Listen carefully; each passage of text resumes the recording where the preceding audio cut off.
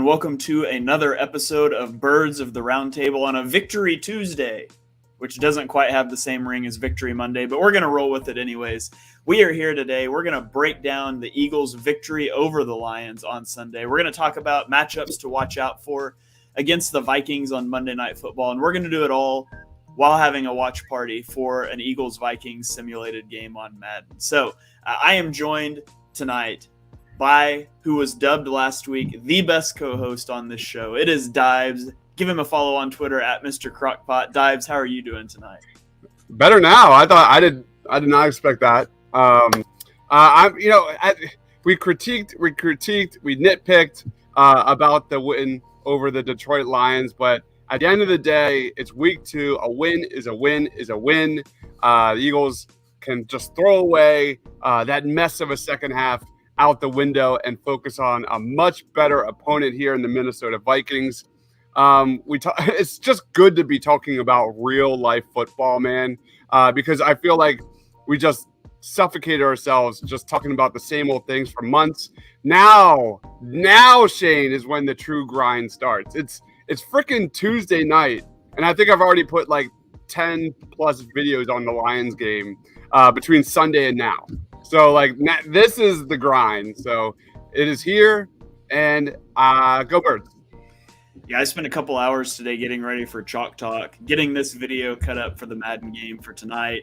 And then it's like, oh, yeah, I've got all 22 stuff I'm going to get to tomorrow. Power rankings to get out, a lot of stuff going on. The grind really starts now, and I couldn't be more excited about it. And so I'm also joined by someone who has been relegated from being best co-host because he stood us up last week. He bailed out. He tried to have some sort of technical difficulties, so he wasn't here tonight. But we were able to guilt him into joining the show. It's Ryan Reese from Philly Sports Alliance. Ryan, how are you doing this evening? I'm doing fantastic. I swear all of it is true. If anybody who knows me, my technical prowess is not so great. So it is par for the course. Absolutely. I can attest to that, and I've seen it firsthand. Yeah. Atrocious. Terrible. Yeah, and I didn't get the invite to the in-person recording here. I know. I mean, it would have just been a 23-hour drive for me without stops to get there. So I'm pretty disappointed in that, Ryan. Pretty disappointed. That's less than a day. That's weak to just throw out the window. All right, well, let's dive into it for tonight. The Eagles win on Sunday. It wasn't always pretty, but they win 38-35. They emerge victorious on the road as Hassan Reddick gets a roughing the passer penalty. That's more in this Madden game that he's touched the quarterback than he did all of week 1. True. But it wasn't always pretty, but the Eagles did get the job done. Let's talk about takeaways from the Eagles-Lions game. Ryan, I'll throw this one to you first. Do you want to start out talking about offense or defense? I want to talk about the more positive, so I'm going to go with the offense. All right, lay some offensive takes on us here. What did you see from the offense? While I think we all are going to be having a watchful eye over Jalen Hurts this season and seeing his progression, seeing him improve on the many things that we have talked about, which seems like, honestly, this offseason felt like 2 years. So I feel like we beat that dead horse over and over and over again. But still, it's something that we know that we're going to be watching. And I think we need to kind of take this first game with a little bit of a grain of salt. He was in the preseason for like 6-7 plays, so I kind of give him a little bit of the benefit of the doubt.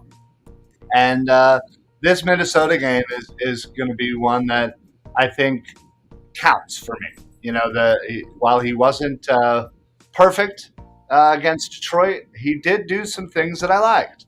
Last night, I was on with Dives and we broke down every one of his plays, and we came out more positive than we did negative. Now, he wasn't perfect. He didn't make perfect throws all the time, but, he took what he was given and he made some plays. We don't want him rolling out of the pocket every 2 seconds, but the offensive line, I thought, didn't do a great job in the first half. and he made some plays with his legs, and I was happy with what happened. And then obviously you look at A.J. Brown. The man had the best debut by any Eagles wide receiver, 155 yards, tying his own personal single-game record. So, I mean, we have a lot to look forward to. As the Vikings just banged through a 61-yard field goal here on their opening drive in our Madden sim. That's crazy. I've never seen a computer kicker hit one from that far. Hopefully not indicative of what we'll see on Monday night. So, Eric, how about you? What did you see from the offense? What were your main takeaways? Was that you? Is that me? Oh, yeah, sorry. That's other Ryan. Other Ryan. What did I say? I think Eric. you said Eric. Oh, I'm so sorry. Other Ryan. Shooting for a call in, Wow. or somebody you might have been messaging. Oh no, is that an interception? You know what? Take it away, Eric. That's why you didn't get the invite to drive all the way here. That's well deserved. You know what? Like Jalen Hurts, I did not get many preseason reps. So this is my week 1. I'm allowed to make a few mistakes. My bad, Ryan. What did you see from the offense? It's not a problem, Chad. I appreciate the time. But one of the big things that I really enjoyed seeing was the ability of Miles Sanders to just do what he needs to be doing, to hit those open holes, to get around the edge. Sorry, I'm a little distracted right now. My dog is a maniac. So Miles Sanders having a good game, I would say, is a positive for me. Dallas Goedert making the catches he needed to make, doing the things he needed to do, not just in the receiving game, but in blocking and, all the responsibilities that he has. And then one of the things that not many people are going to talk about is just Jason Kelce being consummate pro and always working his butt off. And literally, you watched, what was it, our first touchdown, in which the running back literally was on his back, falling into the end zone. So just those little things, they really impress me. All right. What about you, Dibes? What did you see from the offense? What were some of your big takeaways? I agree with what Ryan said. I'm going to go back to what he said. It was it's just week 1. Let's not overreact from one game. We're already divisive on social media. There's people saying Jalen Hurts was terrific. There's people saying that he was terrible. Like, let's just take one game at a time. We've got, again, a much tougher opponent in the Vikings this week. That is where Jalen Hurts is going to be graded this year. That's where Jalen Hurts did not beat a single winning team last season. That's where I'm going to be watching Jalen Hurts. So this game against the Vikings holds much more weight. Some takeaways on offense against the Lions. I'm surprised that Jalen Hurts and Devontae Smith had the chemistry they did in week 1. They were clearly not on the same page. I'm actually a little surprised. I know we heard A.J. Brown was getting a ton of the targets throughout preseason and training camp, but at the end of the day, I did expect a balanced offense. That did not seem the case. I don't know what that means for week 2. It's only one game. We'll see what it happens. But you look at, the matchups there with the Lions secondary and their lack of depth. I thought for sure we would have seen, God, this is not a good game for the Eagles so far. I thought for sure we would have seen more targets to Devontae Smith, more targets to Dallas Goedert, and we didn't. And it was a little surprising. And in fact, I would like that where that comes from is kind of my take on the Eagles' play calling. It seems silly to be complaining about an offense that put up 31 points, but here we are. And I thought we can do better. I thought the Eagles could definitely do better offensively. Jalen Hurts didn't do enough checkdowns. He was dead last in the NFL in checkdowns. There were some positives, though. I really liked at a time what we saw from the Eagles on third down. I really liked the connection between Jalen Hurts and third down. At one point, they were like 10 of 13 or something like that.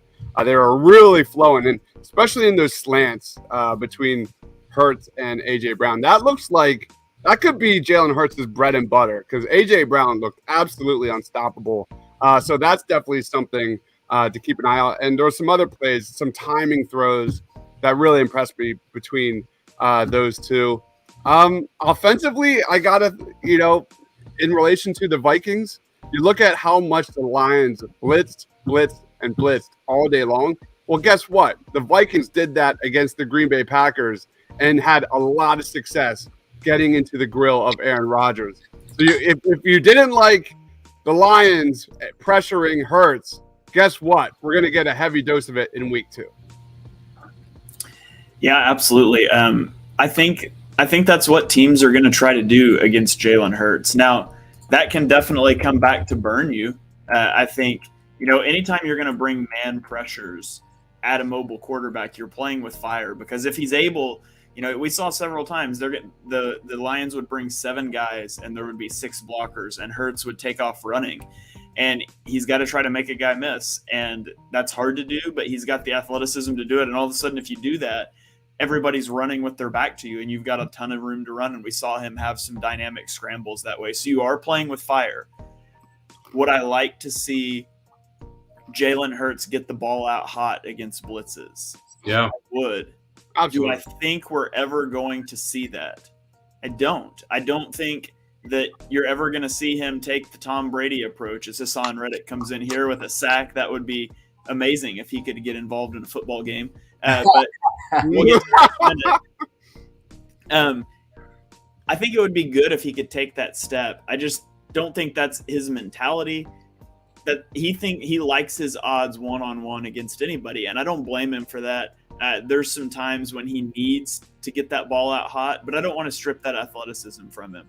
I was pretty harsh on Jalen Hurts on the post-game show. I graded his game out as a D, and I have not got to fully evaluate it yet because all 22 is garbage, and it didn't come out until like an hour before the show for me. I've seen clips that other people have put up, some plays that I was critical of, and I've rewatched some of those, and I've felt better about what I saw from Hurts. His mobility is all about raising your floor. You're going to blitz a whole bunch. Well, he can run and he can get 5 yards maybe. It's things like that. Like I don't feel like he's going to fall apart under blitzing. Is he going to have pretty numbers? Maybe not, but he took care of the football. The offense put up 31 points. The team put up 38 with the defensive touchdown. So it's hard to feel bad about that. I've walked back my opinion a little bit. I think Hurts did a good job of getting the ball out in rhythm. He made some really good pre-snap diagnoses that I saw. I want to get into the rest of the tape, but I left, today I feel better about Hurts' performance than I did immediately following the game. I did too. I have a That's question. Really go ahead, Ron. No. Dives, go ahead. I kind of felt the same way, Shane. I was definitely a little harsh on him. I think I was in the C- D+ range during the post-game show. When we did our grades yesterday, we came out to a 67%, which it's not a B, C, D. It's more so like that's the good plays over the overall plays. And heading into this season, I was a 50-50 Jalen Hurts guy. So I think my little hesitations is a lot of what we saw against the Lions is a lot of what we saw in 2021. Whether that's Nick Sirianni or what, I do credit the Eagles for throwing as much as they did, but we already know Jalen Hurts can beat you on the ground with his legs. We already know he can limit turnovers. So there were definitely plays where we saw a lot of tucking and running, not keeping his head up and just running rather than continuing to look down the field and find open receivers. So it's not that like when I'm critiquing Jalen Hurts, I'm not saying he had a bad game. It's just what my expectations and hope for Jalen Hurts becomes, because when I'm grading Jalen Hurts, it's not about 2022. It's about 2023 and 2024 and 2025, because that contract is going to be massive. And we keep circling back to, is Jalen Hurts a guy that you win because of? And if he's going to be making this astronomical amount of money that we expect, and he's not, that's going to be a problem down the road. Absolutely. Shane, I have also a question for you. One of the things that you were kind of diving into was his quick throws, like off of a shown blitz. Uh-huh. So, do you think that he can develop sort of an Aaron Rodgers, Pat Mahomes sidearm, maybe just like that quick motion throw that we saw get blocked down, 4 times during the game? Yeah, 3 or 4 times for sure. Do you think he can develop that? I don't know. That throwing from the different arm angles and things like that's not something that really. There's not a lot of, I guess, track record of people developing that throw in the league. It's a lot of, the Patrick Mahomes, the Justin Herberts, these new age quarterbacks. That's just how they grew up playing because it looked cool. And now it's like, oh, well, that's actually got a really good use. And Aaron Rodgers is really the only guy I can think of that has kind of developed that in the league. To me, the bigger thing I want to see from him, like, I wish I had the video of this play, but it was like the 3rd and 13 where we were backed up and the Lions brought 7. It was in the 4th quarter. They bring 7. They lined up 7 guys right across the line, and they all come. Well, Hurts knows pre-snap he's only got 6 in protection. So as soon as he sees 7 coming, I want his reaction to be, get the ball to my hot read, which was A.J. Brown running a slant. He was wide open. As A.J. Brown gets a touchdown here to pull the Eagles back in 3. Let's go. In our simulation. That's what I want his thought process to be. His thought process is not that. His thought process is, there's 7 coming. I've got 6 blockers. I can beat this guy one-on-one. And I don't want to take away his athleticism. I would like to see him get those hot reads out, because when on that particular play I'm thinking of, this probably isn't helpful if you're not thinking of this play, but he takes his 2-step drop out of the shotgun. When he hits his back foot, he has a choice. He can step in and hit that slant to Brown that's wide open, or he can start trying to run, and his immediate reaction is to try and run. I don't think that's ever going to go away, and I don't think it's necessarily a bad thing, but it does create exploitable opportunities for a defense that, hey, we can just overload pressure and this guy's going to try to run. We don't have to worry about these hot reads. And so that's the step I would like to see him take. I just don't know that that's going to happen. Shameless plug, because on Party on Broad, Ryan, like, am I wrong? There was probably about 4 or 5 times when, instead of Jalen Hurts tucking and just, abandoning the pocket and, in some of those he got a first down, to his credit. That's not always going to happen against better defenses. But on all those plays, go check out that show where we paused every single down, every single run pass from Jalen Hurts. There were guys open that Jalen Hurts could have easily just, got rid of the ball and got the 5-6 yards, and who knows what happens after that. Those plays were there, whether that was a wheel route or a slant or a crossing pattern. They were there. Yeah, no, absolutely. And again, I think there were times that he, maybe not, went for the immediate rush, but did the rollout. And instead of doing that rollout, I think it would have probably been more advantageous to take that step up within the pocket. Oh, I'm over here now. To take that step into, up into the pocket. And I think there were like 2 out of the ones we were talking about where A.J. Brown was just cutting across the middle and would have just absolutely went. There was that one where all he had to do was take a step up, and he had Gainwell on the wheel route. Yep. That he could have had in stride for 40 yards. And, again, as I said earlier in this show, it is the first week. This is the first week of actual hitting, real game. As much as you can say, you try to simulate, a real game stuff in preseason and in practice and the joint practice. Nothing's like the real thing. So let's hope that they got some of the things they needed to get out of their system in this first game against Detroit. It was ugly. And that goes for not just Jalen Hurts, but that goes for quite a bit of the Philadelphia Eagles. So I hope that we're going to see a much more disciplined team against the Minnesota Vikings. And I will say too, like I had somebody point out one to me on Twitter where Hurts he throws the slant into a tight window to AJ Brown, and I don't remember if it was Gainwell or Sanders, but is wide open out of the backfield, and like he's just locking into AJ Brown. And what people need to understand though is that Jalen Hurts isn't playing Madden with the all 22 view. Like he can't see the whole field at a time. That's why quarterbacks go through progressions. And like on that particular play, AJ Brown was the first read in his progression, and he read the window and he threw it. And it was a tight window, but it was a completed pass. You should never fault a guy for throwing to his first read if it's a completed pass. Like he got the ball in there. So was Sanders wide open? Yes. Tom Brady wasn't throwing that ball. Back, and then he celebrates and doesn't. That's Reddick for you. Yeah. If Reddick does that, if literally Reddick does that in Philadelphia, he'll get booed off the field. Yeah.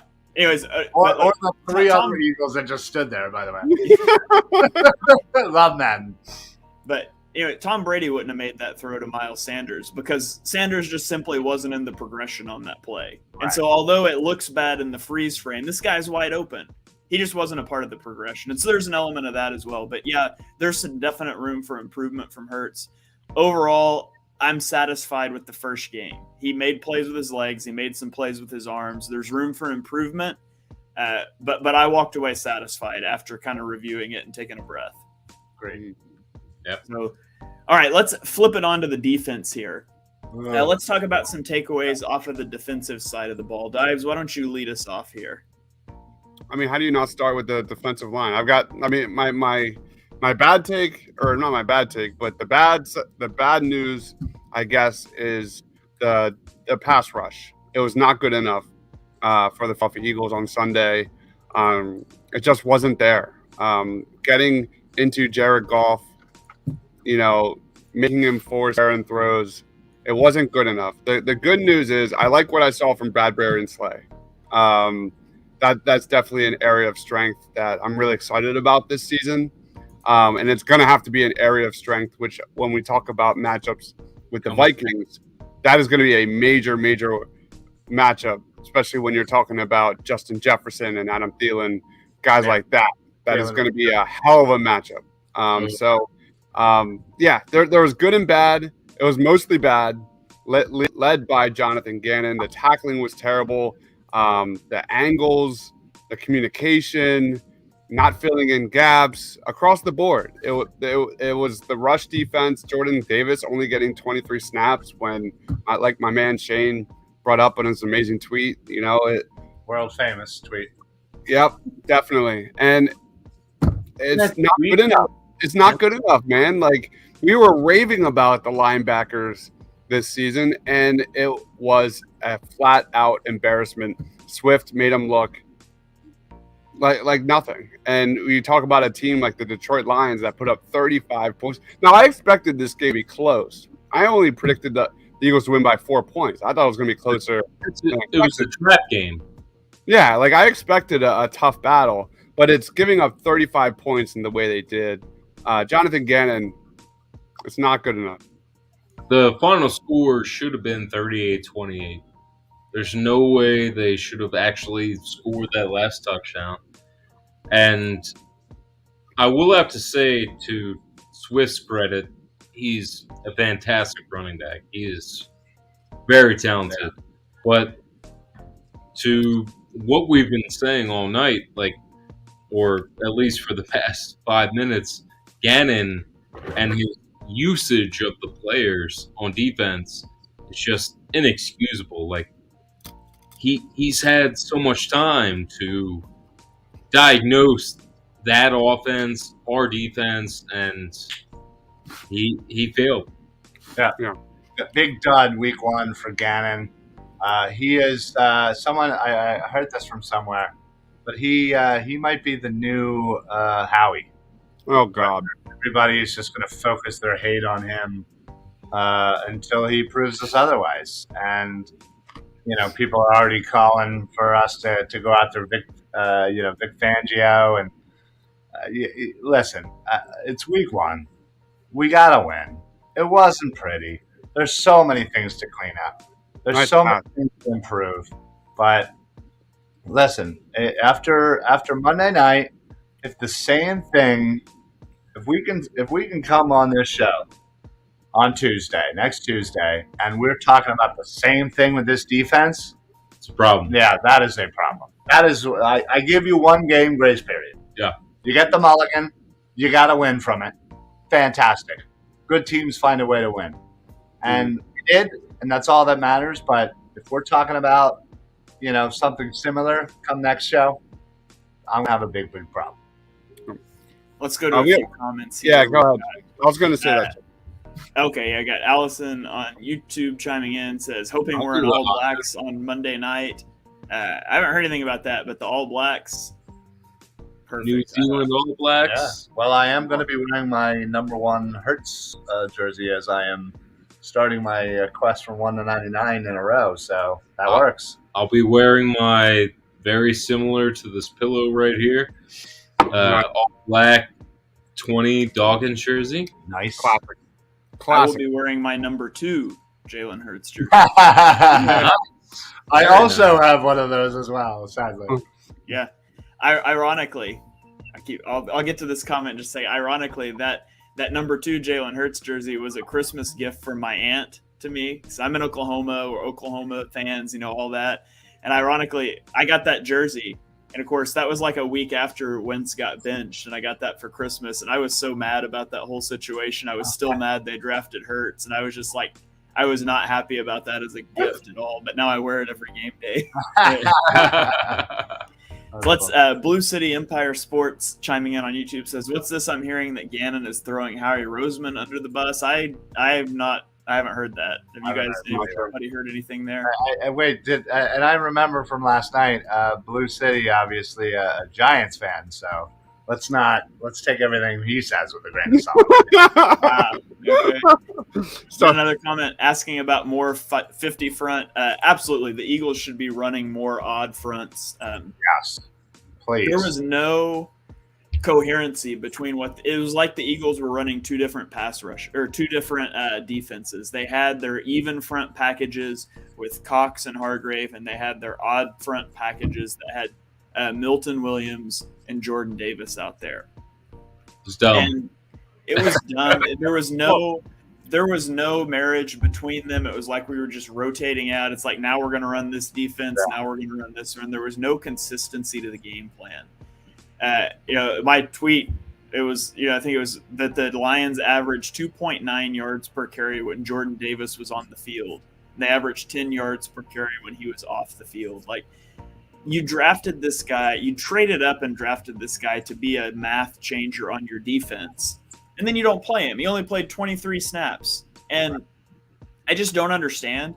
I don't understand why against Jared Goff, you're so dedicated to being in nickel packages. Like, we're terrified, scared to death that Jared Goff is going to dice up the defense. But like, the Lions were out here in 12 personnel, and we're in nickel, so we're already at a mismatch. We've got our safeties playing 20 yards off the line of scrimmage because we're 2 high safeties. And then they're running condensed sets. They've even got the receivers in as blockers. They've essentially got 9 guys in the box to block, and we've got 6-man boxes. And it was just a ridiculous plan. It was a garbage schematic, X's and O's performance. We can talk about the missed tackles, and there's an element of that at play there. Would the defense be better if players didn't miss tackles? Absolutely. Would players miss less tackles if they were put in better positions to succeed? Definitely. Yeah. I am confident right now in saying that Jonathan Gannon should be fired. Like, get him out of there before he ruins this season. This guy is over his head. He has been for a long time. Last year, we gave the excuses. He doesn't have the personnel. He had all the personnel. He's had all offseason, and he put together one of the worst defensive game plans I've ever seen. And he didn't adjust when it went south. And so you can come in and say, we're going to run nickel and we're going to do this. And when it doesn't work, let's change something. Let's not continue to let them run for 10 yards a carry. I'm over Jonathan Gannon. He can't get out of here soon enough. Okay. I'm clipping that. I'm going to clip that. Yeah, you absolutely have to. I love it. I absolutely love it. By the way, it is a very so Monday mornings I go do math tutoring for some kids, and I fired off that tweet. I finished a workout, I fired off that tweet, and I went to go tutor for 3 hours. And I got out of tutoring, and I had like 100 notifications on Twitter and 200 new followers, and I was like, "What just happened?" And I spent the rest of the day trying to figure that out, and I still don't know what happened.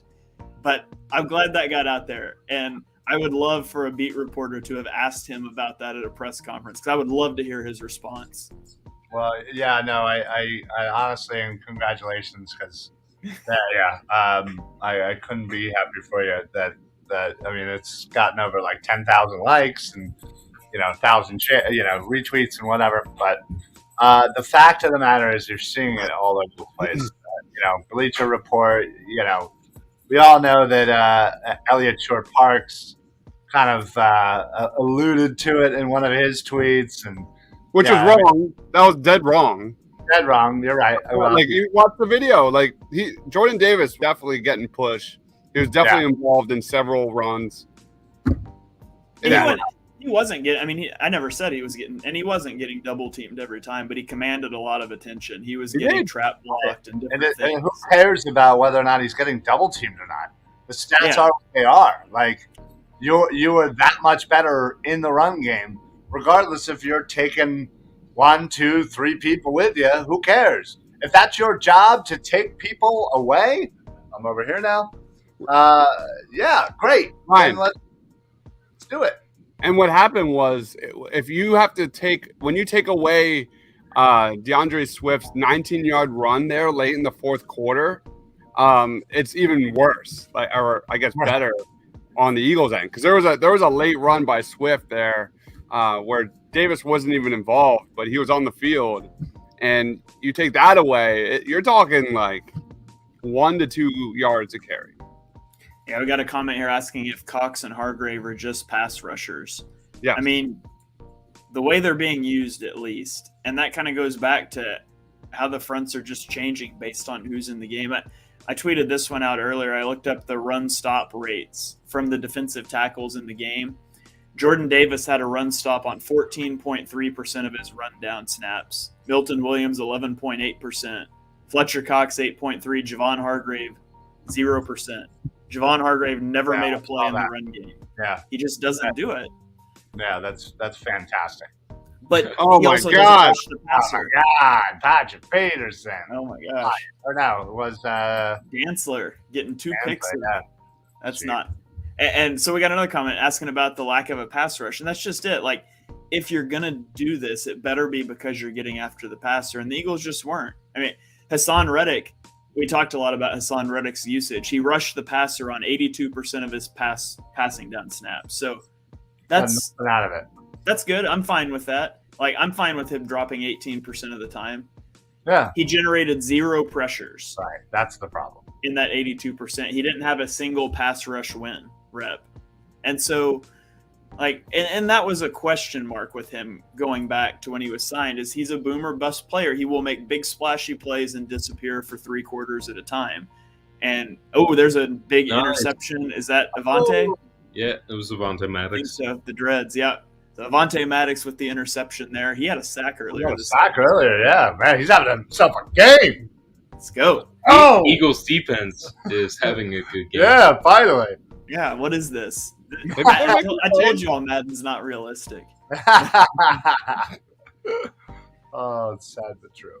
All right, well, let's kind of put a bow on this. Let's start to transition into the upcoming matchup on Monday Night Football against the Vikings, where we've talked about some of these things already. Let's flip it back to our offense here and talk about the offensive matchup with the Minnesota defense. Now, Minnesota only blitzed Green Bay on about 10% of their dropbacks. And so, is Minnesota going to see what blitzing did to the Eagles by the Lions, and are they going to try to blitz more? I'm not sure.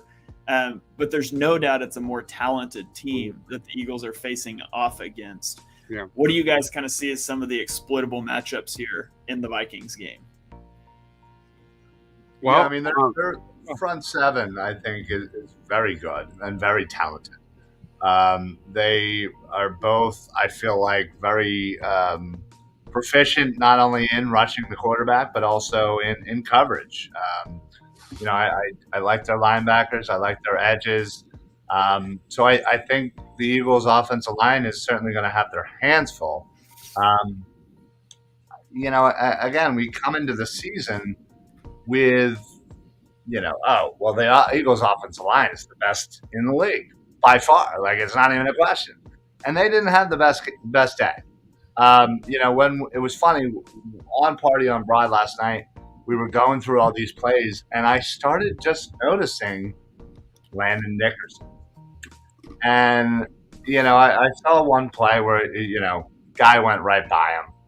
And something told me to kind of keep looking. And honestly, I found like 3 or 4 other plays where he just looked lost out there and just did not look very good. And I don't know if he was just the main problem or what, but the Eagles' offensive line did not have their best day. That's for sure. And I think they're going to have a much tougher time against a much better front seven on the Vikings. So again, you take that first game, throw it away. You try to clean everything up. And I think, again, come Tuesday night, if we are still talking about how much pressure the other team has gotten on this offensive line and how much, there still is so much to clean up, I'm going to be very concerned because the offensive line, if any other position in this Eagles team, was the one thing we knew we didn't have to worry about. And if I have to start worrying about the offensive line, it's going to be a long season, sadly. Yeah, absolutely. Dibes, what do you think about the Eagles' offensive line? Do you think they're going to match up well with the Vikings? What are you expecting there? Just like Quentin says, like we kind of touched on it with the line. Well, at the beginning of the show, I did. Is expect Minnesota to blitz. The blueprint is out. I mean, you look at that Tampa Bay Buccaneers playoff game. You look at the Detroit Lions game. It's pretty much out there on how to kind of disrupt Jalen Hurts.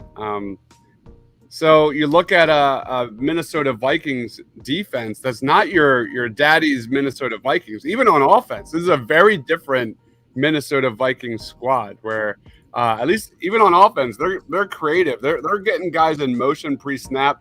On defense, they're running more 4-3 than a 3-4 than years past. You look at their ability to get to Aaron Rodgers. They had 4 sacks last weekend. They held him to just 195 yards passing and an interception. They got great pressure. Ross Blacklock had a really good game there. He had only 10 snaps and 2 pressures. So they rotate guys. This is a defensive line, the front seven, that's going to be rotating guys. And we're going to see a lot more of the same from the Lions game to week 2 against the Minnesota Vikings.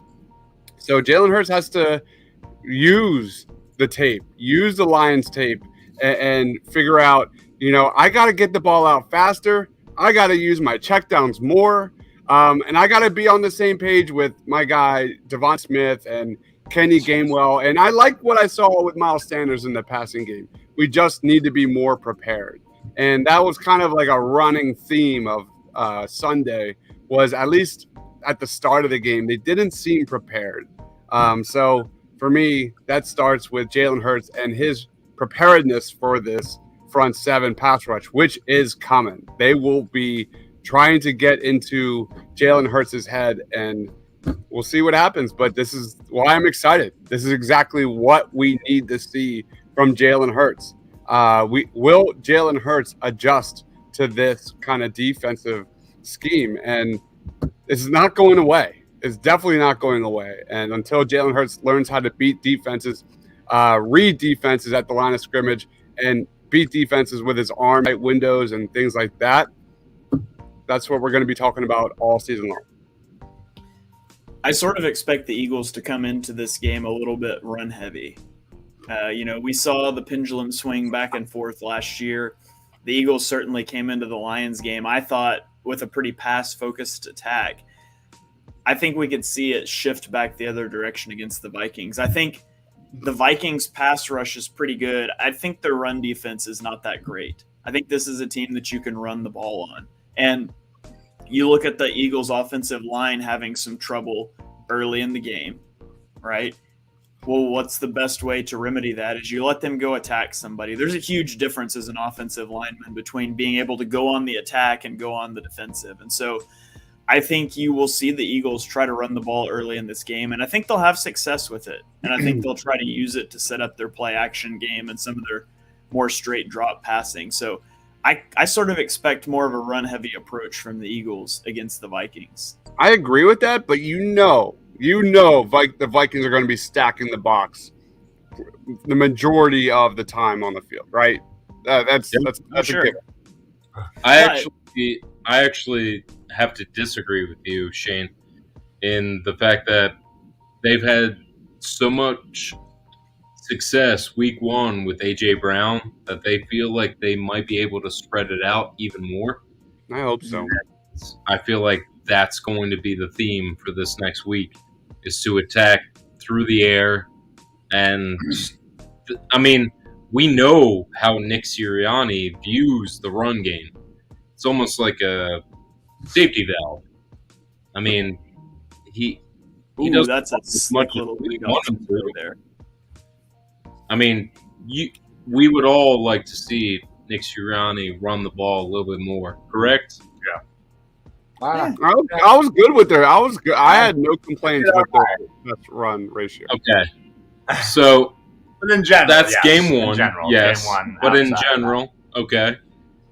I would have to say that they're going to attack through the air simply because you had success with A.J. Brown.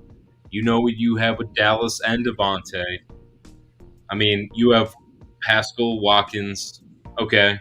But success through A.J. Brown, I literally would say that they will throw a little bit more than the Detroit game. I think, too, the addition of A.J. Brown it inhibits teams from stacking the box. Like, if you're going to go single high and stack the box, you're opening yourself up to the 56-yard pass we saw in the second quarter, and Hurts can hit that pass. Beautiful pass. And yeah, that was a beautiful play, and underrated the job that A.J. Brown did there he slows up just like a half a step. So the corner gets onto his back, and then he accelerates again to create that separation. It was beautiful. Flashes his hands late. Just picture that's teaching tape for a wide receiver, but it limits your ability to put 7-8 guys in the box when you've got A.J. Brown on the outside that he doesn't have to be open. You can just throw it up to him and feel pretty good about it. Like, it might not be a catch, but it's probably not going to be a pick. And so it does limit that ability a little bit. I think A.J. Brown helps the running game a lot too. Let's go to a couple comments here. We got Quentin said the Rager Revenge Tour coming Monday night. Wonder if we'll see Rager line up at wide receiver. He took 0 offensive snaps for the Vikings in week 1. So he did have a 7-yard punt return, though. So we got to watch out for that. Wow. Yeah. Is this last comment true from Robert? I'm going to put this up. What do you all think about Howie sitting in on Gannon's game planning? I haven't heard that, but somebody needs to sit in on Gannon's game planning, and I'm available. So I haven't heard that. Little Howie part. Is that just because of his stature? I don't. He's been making big man moves. That's big Howie.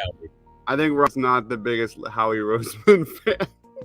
Well, let me say right this, now, Robert. We got our team because of Howie. So let me say this.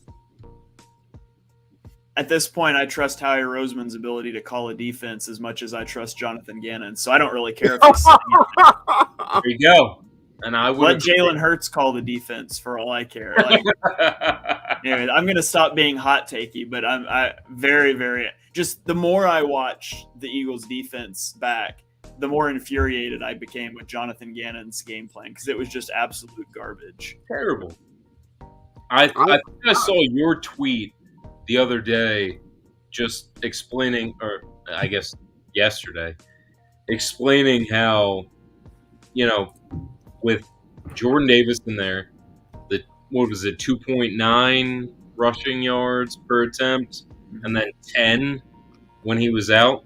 That's disparaging. I mean, you have to understand that immediately. But I'm not on the sidelines. Neither of us are, so I don't know what's going on. But when you talk about Dalvin Cook, Dalvin Cook's a really good running back for the Vikings. He had 90 yards a couple days ago, 4.7 yards per touch. A lot of those come from the shotgun formation when you watch the highlights. It's a different offense for the Minnesota Vikings. You're going to see Justin Jefferson moving all around the field. I thought one of the best things the Vikings did against the Green Bay Packers was get mismatches for Justin Jefferson. He was moving all over the place. The Packers, had a tough time getting the matchups they wanted against Jefferson. I expect a lot of that of the same on when the Eagles play the Vikings. Like you got Bradbury, who I thought had a terrific game. You got Slay. They're going to try and get Maddox and Chauncey Gardner-Johnson on Justin Jefferson. He's going to be going all over the field. But going back to Dalvin Cook, again, it's not your mom and pop's Minnesota Vikings. Like the feel of this is like more of a pass first, run second type of offense. It's a lot more creative because when I think of Minnesota Vikings, I think of like that, like pound the rock, traditional kind of basic offense. That's not what this is. And when you talk about kind of the Eagles' weaknesses in week one with the linebacker play and their inability to get to the quarterback, it's going to be tested even further. Like outside of like Kaiser White, who made a couple of plays in coverage, like it was abysmal. It was straight abysmal. It's not good enough. Jonathan Gannon, the linebackers, they're going to get tested from Dalvin Cook and Justin Jefferson just being all over the field in just a multitude of ways. And Kirk Cousins has always had the Eagles number as well. Like that's the one. Kirk Cousins, we had the stat for a long time about him never beating teams over 500. The one team that he's broken out of that with is the Eagles. Like he's always had the Eagles number. You like that? I don't like that. I do like that A.J. Brown touchdown that Hurts just threw, though, to take the lead for the first time in this game. I love that the Vikings scored 10 points in the first 4 minutes of our Madden sim here, and they haven't scored since. So, although we would be up in arms if that happens on Sunday in a 10-0 hole 4 minutes into the game, I would love it if the rest played out like this. I'm good with that. Yeah. So you mentioned Justin Jefferson. Justin Jefferson obviously had a fantastic week one. I'm going to go into this more on Chalk Talk going right after this. But the Packers' defensive plan stunk. They played a lot of zone coverage. They did not let Jair shadow Justin Jefferson, something that Jair said in the press conference afterwards that he wanted to do. He asked for that matchup, and they didn't give it to him. Last year, Justin Jefferson was covered on 24% of his routes by a linebacker or a safety. Against the Packers, that number was 60%. Wow. It's like the Packers game plan just stunk. Now, don't get me wrong, Justin Jefferson is a fantastic receiver. He is not what we saw in the first half of that game when he put up 158 yards in the first half. That was the Packers' bad defensive scheme. Well, who else do we know that has bad defensive schemes? That's very concerning. Wait. Are you underplaying Justin Jefferson? No. I'm saying it sounds like you're blaming the Packers defense for arguably the best wide receiver in the league. No, I'm not saying that he's not a top 2 to 3 receiver in the NFL. Okay, gotcha. I'm saying he put up 160 yards in the first half, and he did it not because he's a bad receiver, not because he's the best receiver that's ever played the game. He did it because the Packers were trying to cover him with linebackers half the snaps. Like that doesn't even make any sense. I want to see Darius Slay following him, or Bradbury. Even James Bradbury. James Bradbury had a fantastic game. Bradbury, baby. That has to be the most anticipated matchup of this next coming game. Is that we get to see top corners against top wideouts. Yeah. That's And it. I think that's where if the Eagles don't want to follow somebody, if they want to play sides, that's okay because you've got a good corner on each side. Yes. Yeah. The only problem you run into is if they put Jefferson in the slot. That's not a good matchup for Avonte Maddox. No. Jefferson's too big. No. He's too big. That's a bad matchup. So you've got to have some sort of plan.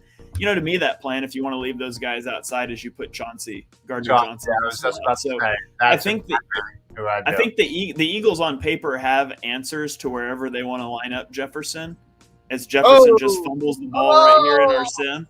He's a bum. He's a bum. No, but the question is, will Jonathan Gannon pull those levers correctly? And I just don't have any confidence in that.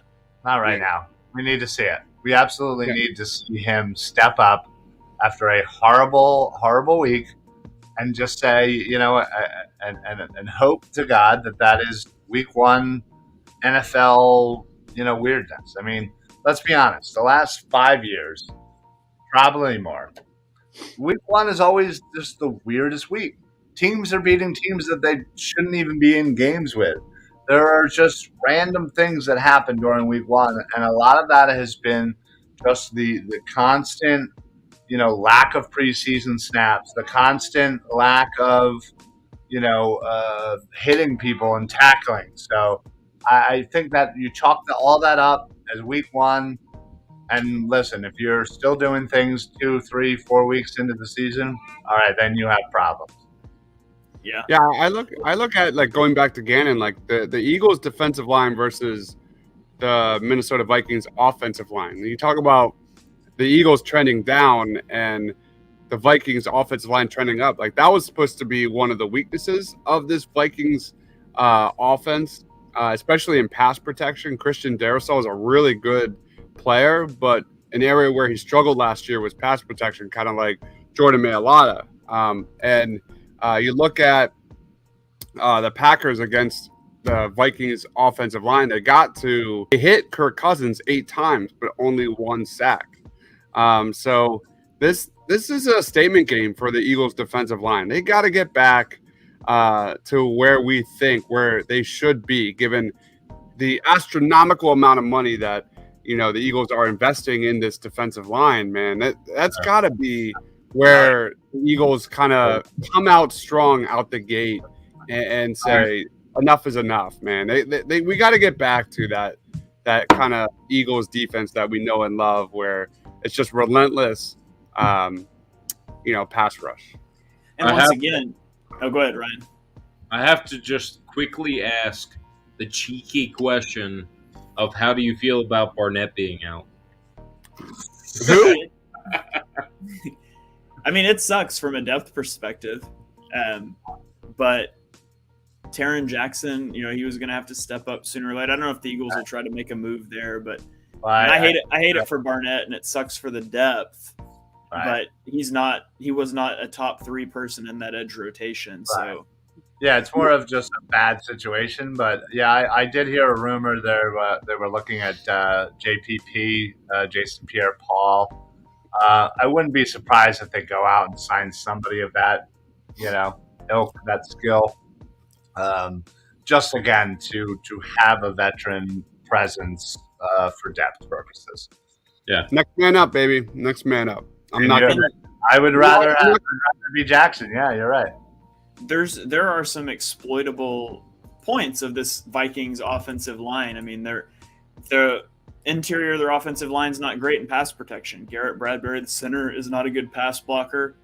Ed Ingram is not a good pass blocker. And so, again, it is a matchup that the Eagles' defensive tackles should dominate, but they haven't done that I don't know when, and so I don't want to rely on that. But let's throw to a few comments here. Robert says Goff was getting the ball off in 2 seconds or less. He did have the fastest time to throw of the game of the week, 2.47 seconds. He says you want sacks, you need to not make it that easy.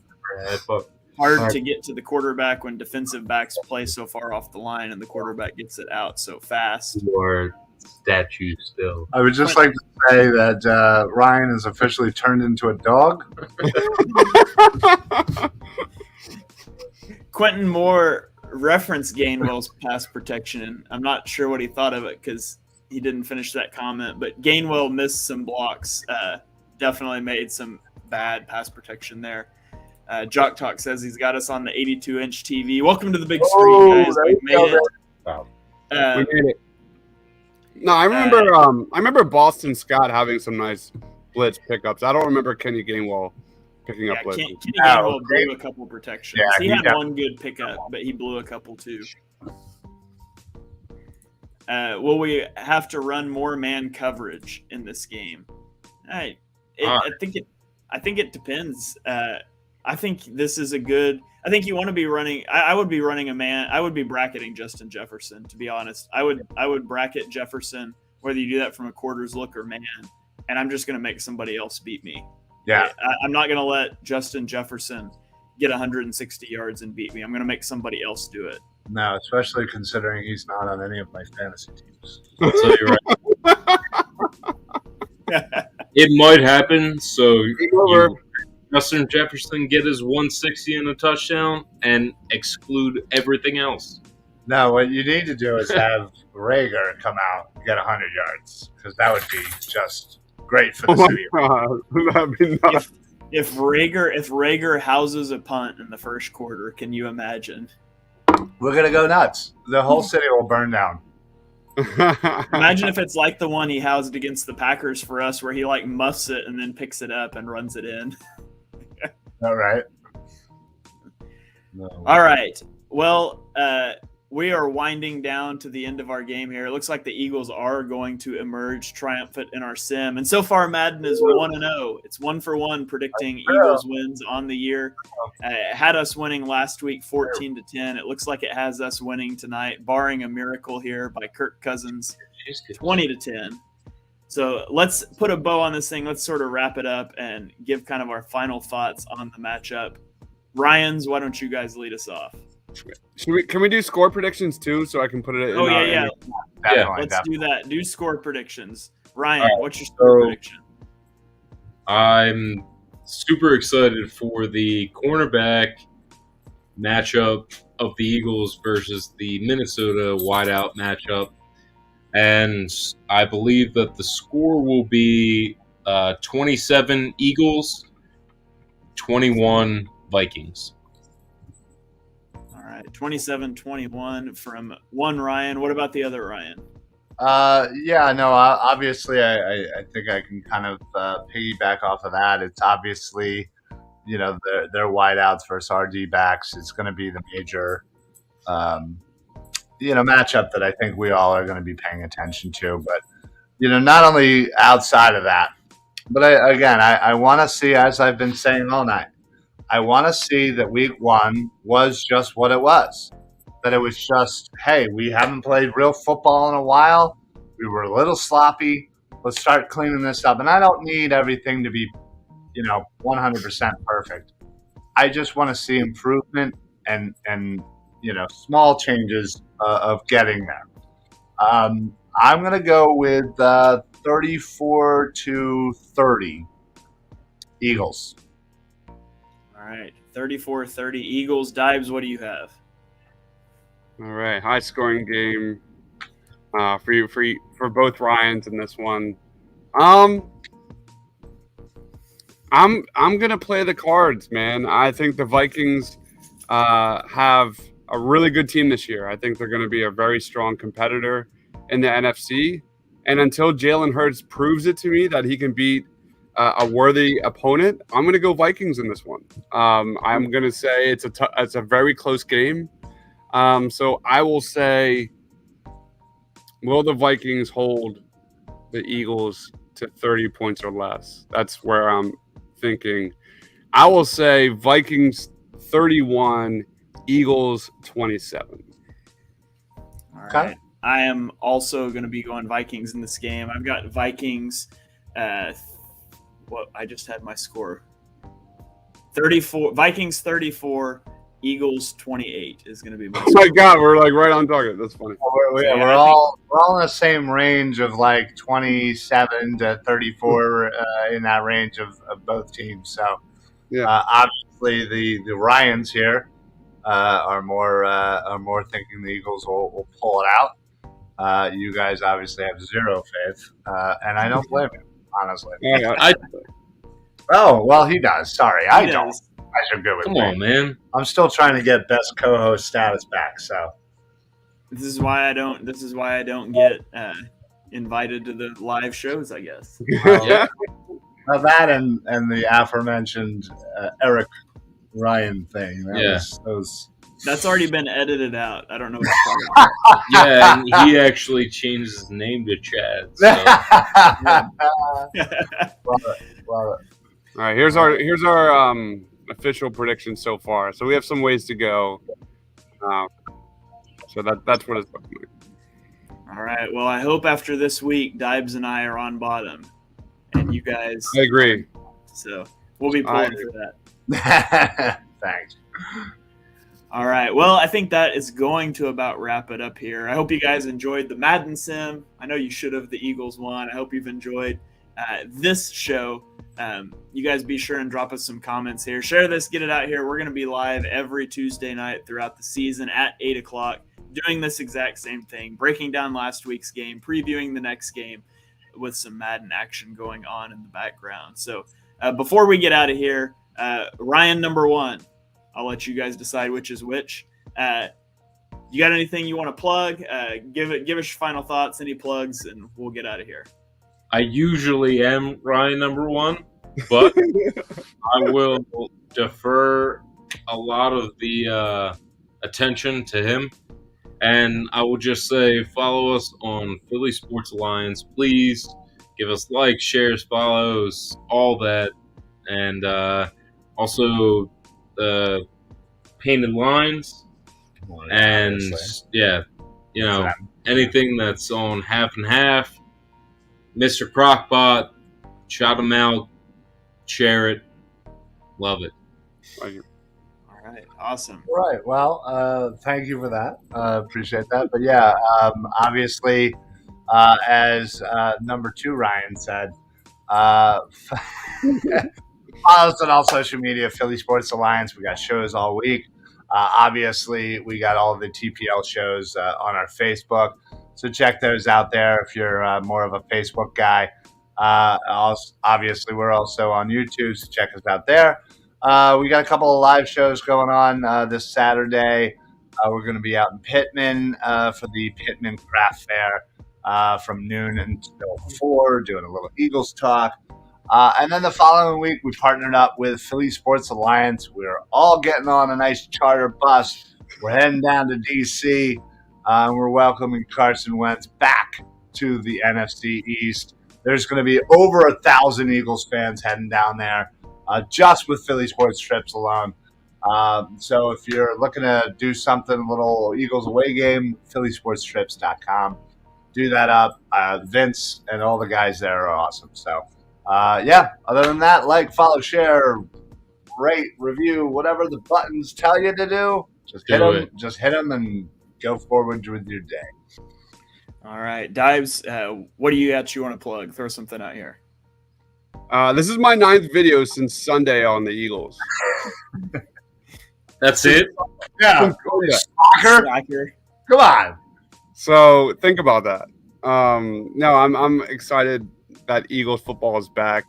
I can't wait for this matchup against the Vikings. This is going to be a great test. It's a great test. Just again, thank you so much for joining, Ryan Reese. Thanks for joining, Eric. It was a pleasure. And be sure to check out Philly Sports Alliance. Thank you. We do appreciate that, and honestly, with painted lines and everything that we're doing, especially this show. Real quick before I get out of here, if anybody is going to the Eagles game, head on over to Wells Fargo lot. C1 and C3, we're going to be smack dab in the middle. Come join us. Grab yourself a drink on us.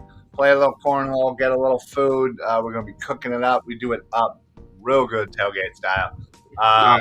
And honestly, Shane, you should just start driving. So that way you go to the game and then you can we get all leave now. I could probably make it for the tailgate. There you go. Love to see it. the next 1 o'clock game, I'll definitely try and get there. It's definitely not. Well, it's Monday. I have work. I have to get to work at like 7 a.m. on during the week. It's going to be really tough. Jacksonville, right? That's week 4. Yeah, that'll be a 1 o'clock game. So yeah, I'll do my best for Jacksonville.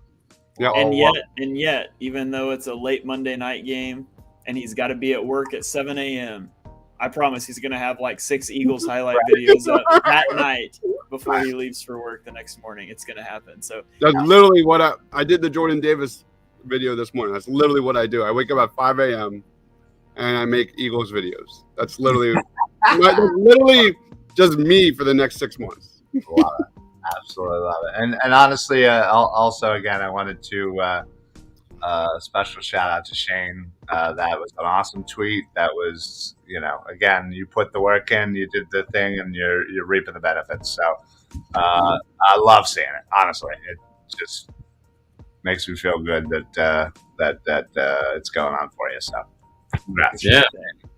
Appreciate that. And we appreciate you. Jock Talk says, great stream, guys. Thank you to everybody that came and hung out. We really enjoy hanging out with you guys on these shows, being able to interact with you, field your questions and things. So be sure you stop in here next Tuesday at 8 p.m. We're going to be breaking down, hopefully, an Eagles victory over the Vikings and getting ready for the Washington Commanders. Make sure you're following Ryan on Twitter at Philly Sports PSA. They put out great stuff over there. Following Dives at Mr. Crockpot on the Painted Lines YouTube channel. He's putting out tons of great content. And if you've got room left on your follow button, you can give me a follow at @halfandhalf_TPL. I'm going to be going live here in about 5 minutes with Chalk Talk. We're going to be breaking down all of week 1 action. So we'll start with the Eagles just like we did here, but we'll go to all of the NFL games. So you'll find out about all the things you need to know about all the games you didn't get to watch on Sunday, because for some reason the NFL puts 10 games at a time, and I hate it. But that's what I've been doing today, is watching condensed games on Game Pass all day, getting ready for that. So I can't wait. I'm ready to go. But let's get you guys out of here. So from me, from Dives, from Ryan, from Philly Sports Alliance, from the Painted Lines, we will see you guys next time. Go Birds.